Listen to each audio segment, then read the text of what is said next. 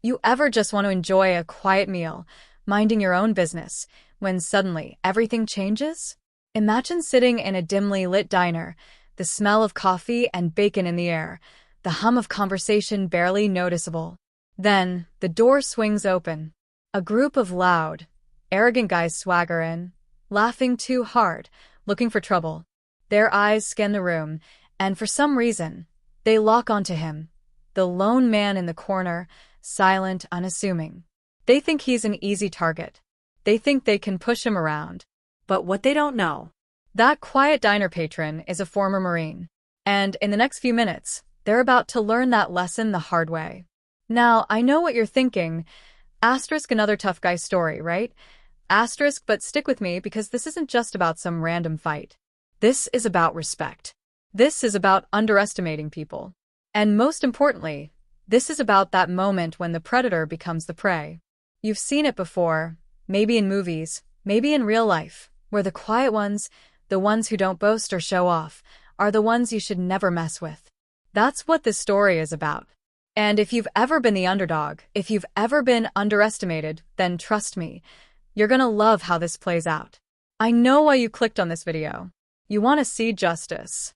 You want to see karma hit those arrogant guys like a freight train. And I promise you, asterisk, you're gonna get exactly that star. But here's the thing, the real power of this story isn't just in the fight. It's in the before. It's in the tension, the way they taunt him, the way they think they're untouchable. Because when that first punch is thrown, oh, it's gonna be so much sweeter after what they put him through. So don't you dare click away, because the moment you've been waiting for, it's coming. And it's gonna be legendary. The diner is one of those old-school places, checkered floors, vinyl booths, the kind of spot where the regulars all know each other. The man in the corner? He's not a regular, but he's been here before. Maybe in another life, another time. He sits with his back to the wall, out of habit, not fear. His hands are calm, wrapped around a steaming mug. He doesn't look like much, average height, lean, dressed in plain clothes. But if you looked closer, you'd see the scars. The way his eyes track movement without turning his head. The way he breathes, slow, controlled, like a man who's seen things most people couldn't handle. Then they walk in. 5 of them, loud, obnoxious, feeding off each other's energy. They're the kind of guys who've never been put in their place. The kind who think the world owes them something. And when they see him, alone, quiet, they smell weakness. One of them smirks. "Hey, old man," he calls out. "You gonna finish that or are you just gonna stare at it all night?" The room goes quiet. The regulars tense up. They know what's coming. But the man?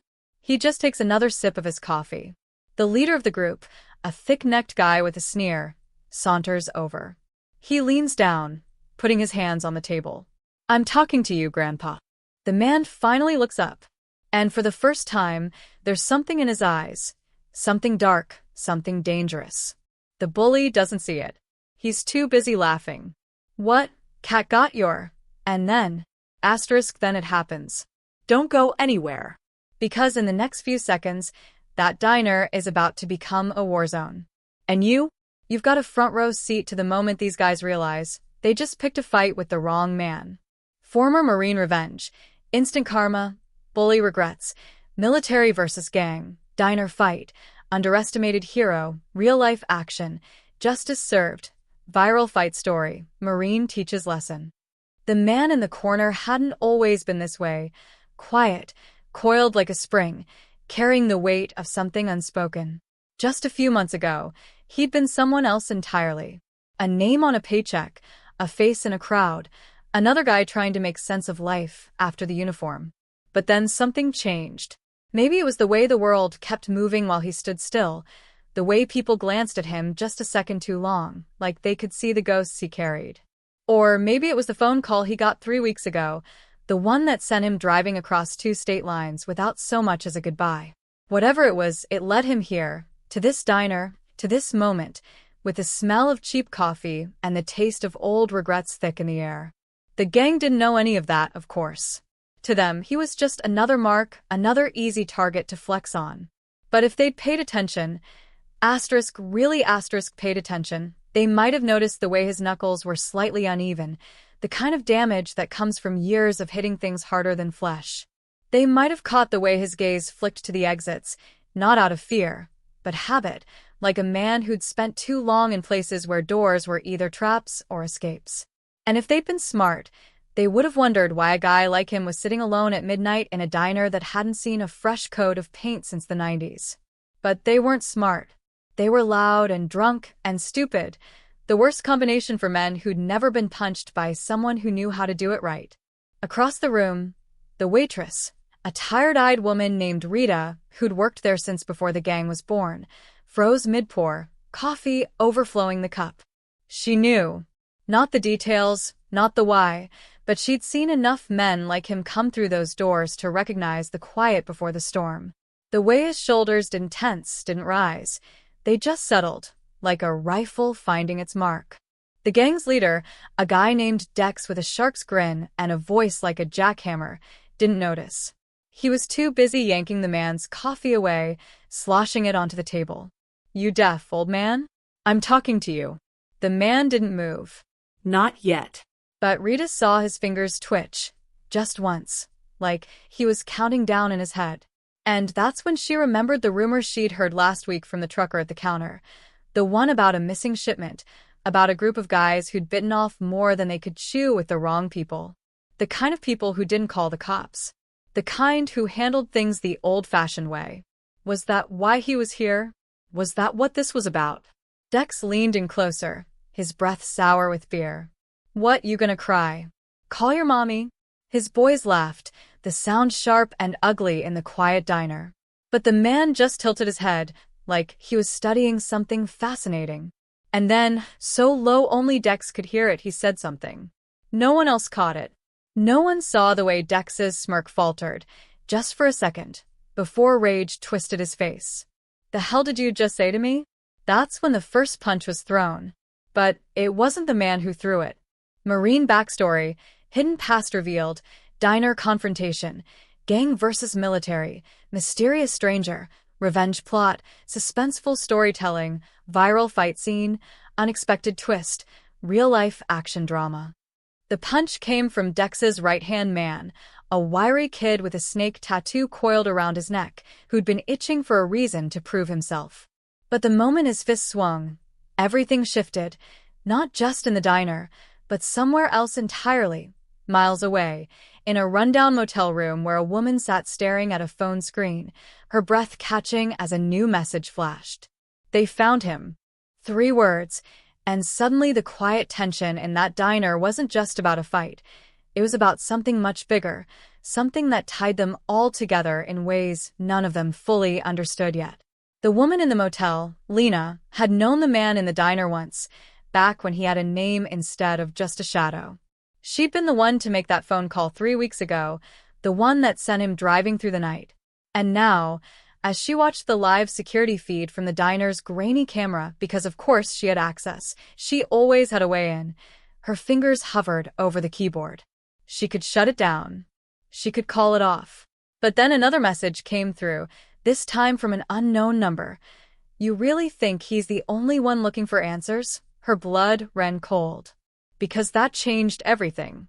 If there were others involved, if this wasn't just about the missing shipment or the money or even the score that needed settling, then the man in the diner wasn't just walking into a fight.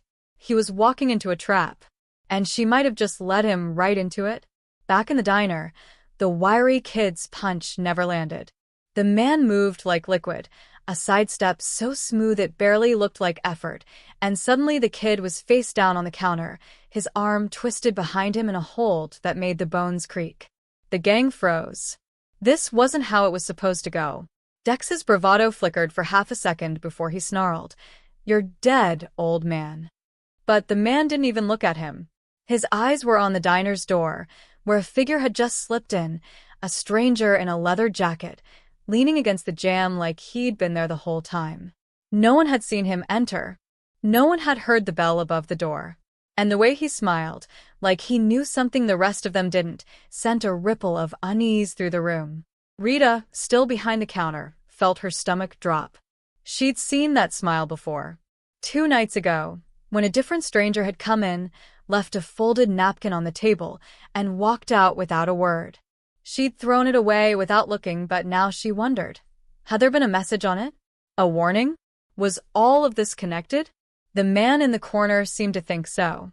His grip on the kid tightened, but his gaze never left Leather Jacket. "You with them?" he asked, voice low.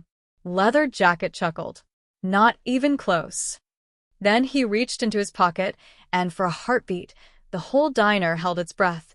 But what he pulled out wasn't a weapon. It was a key. A small, rusted thing, the kind that might open a locker or a padlock. He tossed it onto the table, where it landed with a clink next to the spilled coffee. "You're asking the wrong questions, Marine," he said. "But I guess you'll figure that out soon enough." And then, just as quietly as he'd arrived, he was gone. The gang was still staring, caught between confusion and rage. The man in the corner didn't move, but Rita saw the way his jaw tightened. That key meant something. And whatever it unlocked, it was worse than a fight. Worse than a trap. Because now there were two mysteries: what had brought him here, and what that key would open. And only one of them might let him walk out alive. Hidden conspiracy, unexpected ally, mysterious key, military versus criminals, suspense thriller, unsolved mystery, high-stakes confrontation, dark secrets revealed, action-packed drama, real-life revenge story. The key sat there, glinting under the diner's flickering fluorescent lights, and in that moment, everything the man thought he knew unraveled. Because he recognized it. Not the key itself, but the tiny, almost invisible engraving along its edge. Semper Fi, etched in the same crude hand as the dog tags he'd buried with his best friend 6 years ago. The same friend whose death had never made sense, whose body had been shipped home in a closed casket after a mission that didn't officially exist. The friend who, according to the Marines, had died in a training accident, but whose last words to him, whispered over a crackling satellite phone, had been asterisk, "They're lying. It's in the key." The gang didn't matter anymore. Dex's threats, the wiry kid groaning on the counter, even Leather Jacket's ominous exit, none of it hit as hard as the realization that this wasn't about a random confrontation. This was about him. Someone had lured him here. Someone who knew about the mission, about his friend, about the secrets that should have stayed buried. And the worst part? The waitress, Rita, wasn't just watching with fear anymore. She was watching with recognition. Her hands shook as she reached under the counter, not for phone or a weapon, but for an envelope, yellowed with age, tucked beneath the register like it had been waiting for him. Before he could move, the diner's TV, muted, ignored until now, flashed to life with a breaking news alert. A reporter stood in front of a burning warehouse, the Chiron beneath her reading asterisk, explosion at private security firm, possible ties to military contractors. Asterisk, the man's blood turned to ice. That warehouse was the last place his friend had been seen alive. And now, as the camera panned to a figure being loaded into an ambulance, he caught a glimpse of a face he'd never expected to see again. His old commanding officer, Colonel Voss, his uniform torn, his mouth moving like he was shouting orders even as the medics strapped him down. Rita slid the envelope across the counter, her voice barely above a whisper. Asterisk, he said you'd come. He said to give you this when the time was right. Asterisk, the man didn't have to ask who he was. The handwriting on the envelope was the same shaky scrawl as the letters his friend had sent from deployment, the ones that had stopped coming 2 weeks before the official notice of his death. Inside was a single photo, grainy and water-stained, showing a group of men in civilian clothes standing in front of the same diner. His friend was there, smiling. So was Voss. And so was Dex, younger, cleaner cut, but unmistakable. The pieces crashed together. The gang wasn't random. The diner wasn't a coincidence. And the key? It wasn't just a clue, it was a trapdoor, swinging open beneath everything he believed. His friend hadn't died in an accident. He'd been killed. And the men responsible were standing right in front of him, smirking like this was just another Tuesday night. Dex wiped coffee off his chin, his grin widening as he saw the shift in the man's eyes. Asterisk, oh, you finally get it, don't you? Asterisk, he laughed. Low and ugly. Asterisk, yeah, we know who you are. And we've been waiting. Somewhere outside, a car engine roared to life. The man didn't turn. He didn't need to. He knew what was coming. Because this wasn't a fight anymore. It was a reckoning. Military conspiracy exposed, shocking betrayal, hidden enemy revealed, veteran revenge plot, unsolved murder mystery, undercover operation, explosive twist, high-stakes confrontation, dark secrets uncovered, action thriller. The man's fingers tightened around the photo, the edges crumpling under the pressure of his grip as Dex's words hung in the air like gunpowder smoke. We've been waiting.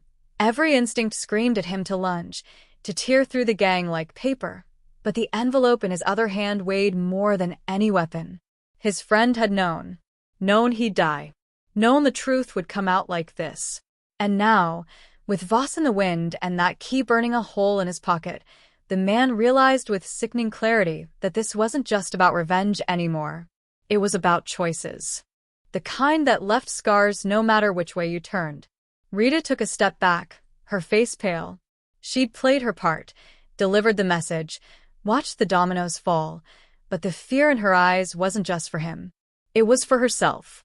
"They have my son," she whispered, so quiet the words barely left her lips. "They said if I didn't help, they'd—" A phone buzzed on the counter behind her, the screen lighting up with a single word, "Watch." The man didn't need to ask who they were. The live feed on the phone showed a boy, no older than 12, sitting on a bed in a room with no windows. The same motel room Lena had been in. The same trap snapping shut from all sides. Dex pulled out a pistol, casual as lighting a cigarette, and laid it on the table next to the spilled coffee. "Here's how this goes," he said, tapping the barrel against the laminate. Asterisk, you walk out of here right now, pretend none of this ever happened, and the kid lives. Or, asterisk, he nodded toward the door, where Leather Jacket's silhouette now filled the frame, holding something small and metallic. A detonator. Asterisk, you keep digging, and we burn it all down. Starting with her. Asterisk, he jerked his chin at Rita. Asterisk, your call, hero. The diner's lights flickered again, casting jagged shadows across the walls like cracks in the world itself. The man could feel it, the trap, the clock, the impossible math of saving one life while dooming another. His friend had died for whatever was locked away with that key. Voss had lied for it. And now a stranger's child was leverage for it. But the worst part? The photo in his hand had one more secret. Tucked behind it, half torn, was a note in his own handwriting, words he didn't remember writing. Asterisk, if you're reading this, you agreed to forget. They made you. Somewhere outside, tires screeched. Closer now. The man looked at Rita, at the gun, at the key that might unlock a truth he wasn't sure he could survive twice. Then he did the one thing none of them expected. He laughed. Not from humor. From the sheer, brutal irony of it. Because now he remembered. The blank spots in his deployment records. The headaches that came with trying to recall certain faces. The way his friend had gripped his arm that last night and said, asterisk, they'll try to rewrite you. Asterisk, they had. And they'd almost succeeded. Dex's smirk faltered. Asterisk, what's so damn funny? The man palmed the key, felt the teeth bite into his skin. You think, he said slowly, asterisk, you're the ones holding the detonator. And then the power went out. Impossible choices, military cover-up, hostage situation, veterans past revealed, psychological thriller, life-or-death decision, hidden memories, explosive confrontation, conspiracy unraveling, action-packed drama. The darkness in the diner didn't just swallow the light, it swallowed time itself. For 3 heartbeats, there was nothing but the ragged sound of breathing, the creak of a floorboard under shifting weight, the metallic whisper of a gun being raised in the black. Then the emergency lights kicked on, bathing everything in a sickly red glow, and the man saw 3 things at once. Rita lunging for the counter's hidden shotgun, Leather Jacket's detonator hand twitching toward the switch, and Dex's finger tightening on the trigger, but none of that was what made his blood turn to ice. It was the figure standing behind Dex. Lena. Her face was streaked with dirt and dried blood, her jacket torn at the shoulder like she'd fought her way through hell to get here. And in her hands wasn't a weapon, but a phone, live streaming the motel room where Rita's son sat. Only now the boy was holding a pistol, his small hands shaking as he pressed it to his own temple. The man's stomach dropped. Because the kid wasn't a hostage. He was a sleeper agent. They've been programming him since he was 6, Lena said, her voice hollow. Asterisk, just like they programmed you. Just like they programmed all of us. Asterisk, she tapped the screen, and the feed split, showing not just the boy, but rows of children in identical rooms, their eyes blank, their hands steady on identical guns. Asterisk, you really think this was about one dead Marine? One stolen shipment. Asterisk, her laugh was raw, broken. Asterisk, Voss didn't just bury your friend. He built an army. Dex's gun wavered. Even Leather Jacket froze. Because this wasn't in their playbook. The man's vision tunneled. Fragments of memory stabbed through the fog. White rooms, needles, a voice, Voss's voice, saying, "You won't remember this." But beneath it all, one truth burned brighter than the rest. His friend hadn't just been murdered. He'd been erased. And whatever was on that key didn't just unlock a secret. It activated the kill switch. Rita sobbed as she racked the shotgun. Asterisk, they took my boy's mind. They took yours. And now they're coming for the rest. Asterisk, she aimed at Leather Jacket's detonator hand. Asterisk, so ask yourself, Marine. Do you die here, or do you burn their whole damn operation down? Outside, engines roared. Shadows moved beyond the diner's windows. Too many to fight. Too many to run from. The man looked at the key, at the boy on the screen, at the photo of his friend, smiling like he knew how this would end. Then he made his choice. Military brainwashing conspiracy, shocking betrayal, sleeper agent reveal, high-stakes showdown, psychological thriller, explosive climax, government cover-up, action-packed drama, hidden army, ultimate sacrifice. The man slammed the key into the diner's jukebox, not the lock it was meant for, but the one he'd instinctively known would fit. The moment it clicked, the entire building shuddered as hidden servers booted up beneath their feet, wall screens flickering to life with classified files, mission logs, and rows of faces, hundreds of them, each tagged with the same codename, Project Lazarus. The truth hit him like a sniper round. This wasn't just a diner. It was Voss's backup server, disguised as a roadside relic, and the key wasn't just a key. It was a failsafe. His dead friend's final act. Dex screamed as the screens autoplayed security footage, Voss standing over the man's unconscious body years ago, injecting something into his neck while snarling asterisk, "You'll thank me when you wake up weaponized." Asterisk, but the real horror came next. The footage cut to present day. Voss, very much alive despite the news report, standing in a control room surrounded by monitors showing Rita's son and the other children. His voice boomed through the diner's speakers. Asterisk, activation phrase, Semper Fi. The boy on Lena's phone stood abruptly, his blank eyes locking onto the camera. The man's own muscles spasmed, as if yanked by invisible strings. He'd heard those words before, in the White Room, through the haze of drugs, and now they slithered through his nervous system like live wires. But as the programming tried to take hold, one memory fought back, his friend's voice, whispering the key rewrites the code, as he slipped it into his pocket years ago. Rita fired first. The shotgun blast took Leather Jacket's hand off at the wrist, the detonator clattering to the floor. Chaos erupted. Dex lunged for the gun on the table, but the man was already moving. Not toward him, but toward the jukebox, slamming his palm onto a biometric scanner that flared red. A synthesized voice announced, "Memory restoration initiated," as the servers began overheating, sparks raining from the ceiling.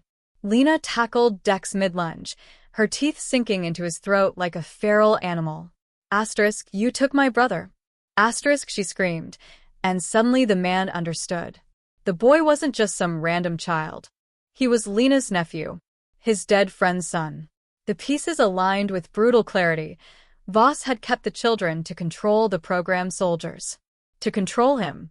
The screens flashed a 10-second countdown as the system prepared to purge all data. The man grabbed Rita's arm, shouting over the alarms. Asterisk, the The phrase works both ways. Say it to your son now. Asterisk, she hesitated, then screamed asterisk, semper fi. Asterisk into the phone.